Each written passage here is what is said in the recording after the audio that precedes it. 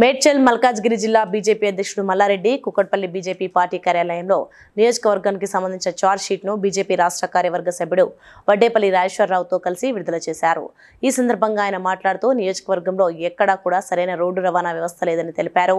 ఎన్నికల ముందు కాంగ్రెస్ నాయకులు 6 గ్యారెంటీల పేరిట ప్రజలకు మాయమాటలు చెప్పి ఓట్లు వేయించుకున్నారని వ్యాఖ్యానించారు.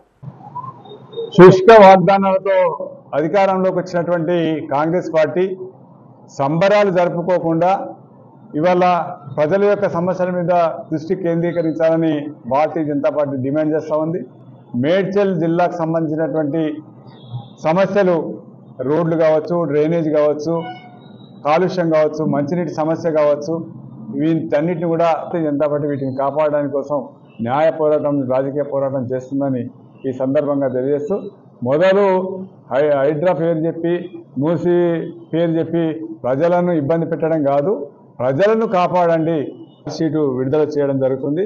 ఎంఎంటీఎస్ కావచ్చు, అదేవిధంగా మెట్రో విషయం కావచ్చు, ఈ ప్రాంత ప్రజలను నిర్లక్ష్యం చేయొద్దని చెప్పేసి ముఖ్యంగా మల్కాజ్గిరి పార్లమెంటు, మేడ్చల్ జిల్లాకు సంబంధించినటువంటి ప్రజల యొక్క సమస్యలను పరిష్కారం కోసం కూడా ప్రభుత్వం దృష్టి కేంద్రీకరించాలని ఈ యొక్క చార్జ్ షీటు ప్రజల ముందు పెట్టడం జరుగుతుంది.